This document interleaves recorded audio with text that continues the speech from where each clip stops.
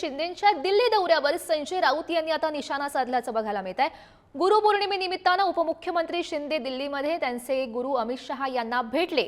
दिल्लीमध्ये गुरु अमित शहा यांचे चरण धुवून शिंदे यांनी आशीर्वाद घेतले।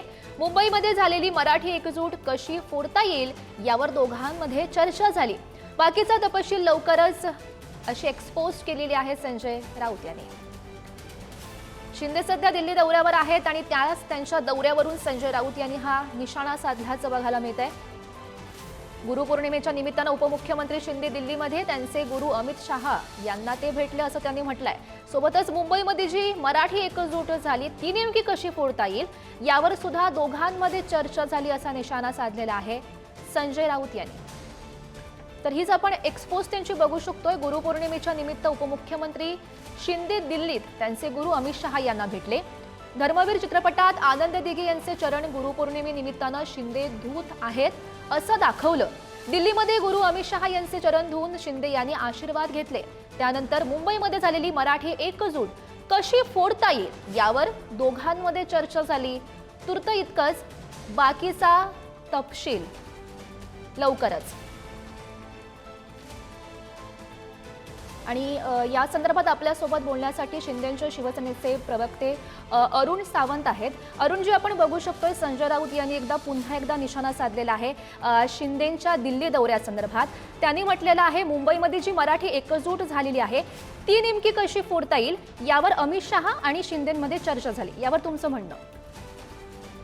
पहा, संजय राऊत यांना सध्या काहीच कामधंदा उरलेला नाहीये आणि ते डोळे बंद करून निशाणा साधण्याचा प्रयत्न करीत असतात, परंतु त्यांचा निशाणा हा आजपर्यंत कोणत्याही लक्ष्यावरती कोणतंही लक्ष त्यांनी भेदलेलं नाहीये।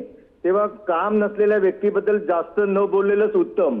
संजय राऊत यांना सध्या या महाराष्ट्रामध्ये कुणीही किंमत देत नाही आणि चर्चेमध्ये राहण्याकरिता ते काही ना काही विषय शोधून आदरणीय एकनाथ शिंदेजी यांच्याबाबत बोलण्याचा प्रयत्न करीत असतात, परंतु एकनाथ शिंदेजी हे काय चीज आहेत हे महाराष्ट्रातील जनता आणि देशातील जनता अतिशय उत्तमरित्या जाणते।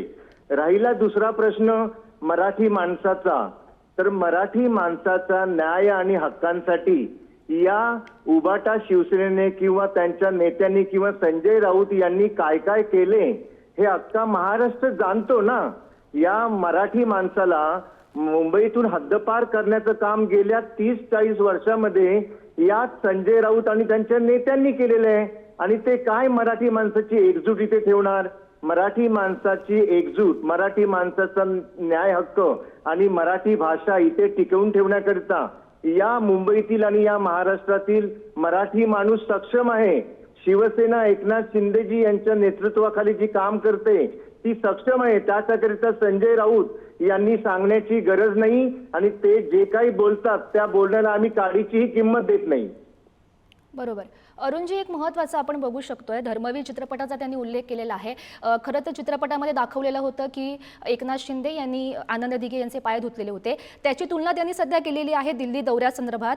त्यांचं असं म्हणणं आहे की अमित शहा यांचं चरण धुवून शिंदे यांनी आशीर्वाद घेतलेत। यावर तुमचं काय म्हणणं? यावरती मी एकच सांगेन की संजय राऊत हे गेल्या काही महिन्यांपूर्वी दिल्लीमध्ये दररोज जायचे, आपल्या नेत्यांना पण घेऊन जायचे, त्यांच्या पुत्राला पण घेऊन जायचे आणि सोनिया गांधीजी आणि तेथील वरिष्ठांचे पाय धुवायचे, चरणाचं वंदन सुद्धा नाही करायचे, पाय धुवायला जायचे।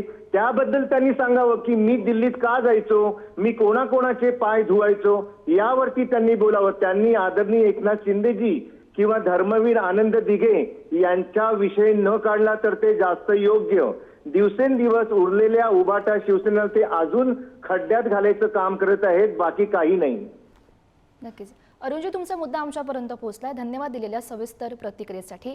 आणि याच सगळ्या घडामोडींवर उदय सामंत यांची सुद्धा सध्या प्रतिक्रिया समोर येते, तीही बघूयात।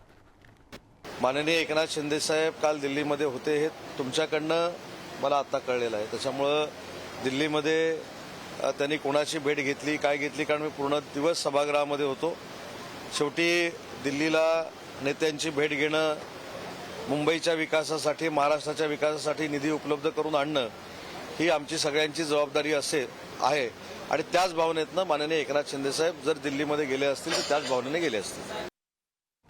तर उदय सामंत यांची आपण ही नुकतीच प्रतिक्रिया ऐकलेली आहे. तर शिंदेच्या शिवसेनेचे प्रवक्ते अरुण सावंत सुद्धा आपल्याशी जोडले गेलेले होते.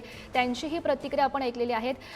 संजय राऊत यांचं म्हणणं आम्ही मनावर घेत नाही असं त्यांनी म्हटलेलं आहे. आणि शिंदेचा जो दिल्ली दौरा आहे या संदर्भात सुद्धा त्यांनी अधिकृत माहिती दिल्याचं बघायला मिळत आहे.